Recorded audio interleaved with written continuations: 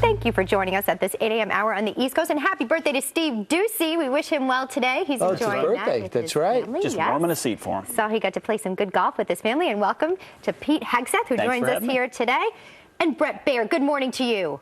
Good morning. Great to see you. So I saw that tweet from Steve on the golf course. He had a great day. Peter, yeah. Looking a great good. day. Yeah, he's almost ready for you, Bret. There's very few people at Fox who can play with Bret Baier. Bring it. Oh, some trash talking here. Speaking of, Donald Trump escalating the verbiage here when it comes to George W. Bush, our former president, not handling 9/11 well and saying he could have done it better, preventing the attacks. Watch this. I think I could certainly have maybe done a lot better. I mean, my immigration policies were in effect.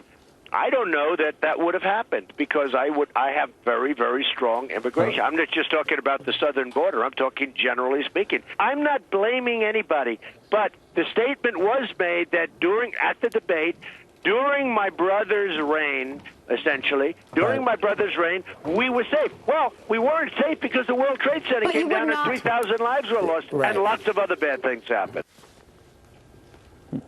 What do you think, Bret? Yes. So listen, I think that this is really an interesting tact because it started with a question to Bloomberg on Friday.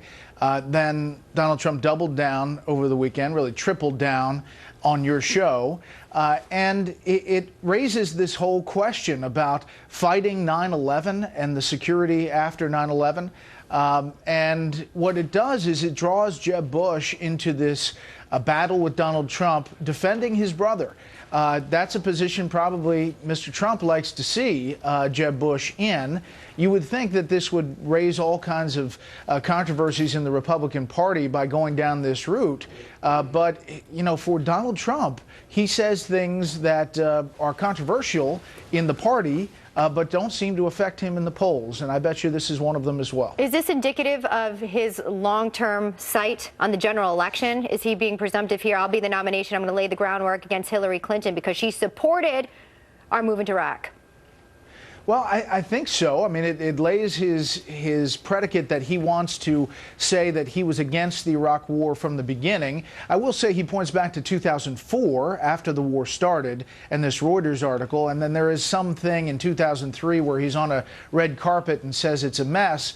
But I don't know if we found anything prior to the war beginning in 2003 yet documented where Donald Trump is laying out his foreign policy thoughts as you know, a reality TV star. I think that he has really connected, and when he says something like this, it really forces other candidates to react to it. And I did witness over the weekend, they had this huge Tony Perkins event, and he did get the biggest crowd, the biggest ovation, and the longest line. So everything that he was saying in the superlatives, this is another case in which it added up, and the polls show him on top. Meanwhile, let's talk about what's unfolding in Jerusalem and with Israel and the Palestinians.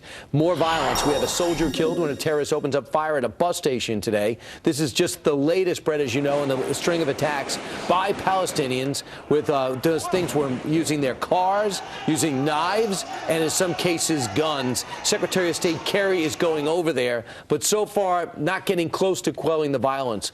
What could the administration do? Well, you know, the president talked about this on Friday and at that news conference with the South Korean president, and he was asked a question about this, and he referred twice to it as random violence, and that raised some eyebrows, and I think some Israelis were upset that saying that this is not random, it's targeted violence. Hamas calls for a day of rage, and then, you know, that ensues the rest of the day. I think that there are promising signals from both sides, from Netanyahu and Abbas, to sit down and talk. But let's remember that the Palestinians are split. You have Abbas in the West Bank, but you have Hamas in Gaza. And so Mahmoud Abbas doesn't necessarily speak for everyone when it comes to stopping the violence. And Bret, do you think this Palestinian-Israeli issue ultimately becomes a campaign issue where it is right now?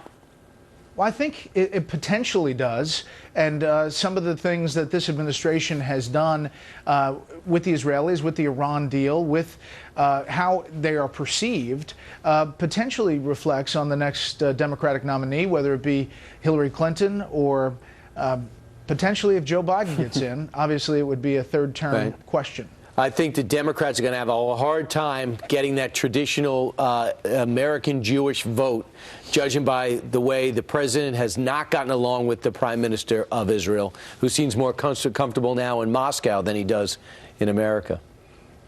Well, he went there first before he came to the U.S., and I think that goes to the whole question of the geopolitical influence of Vladimir Putin in the Middle East. Have you selected your panel for tonight's special report? I have. It's on a calendar somewhere. I couldn't tell you who it is, but Charles will be here. That's all you need. Well, we'll be go. watching, Bret. We'll see you then. Thanks, Bret. All right, see you. All right, Bret Baier.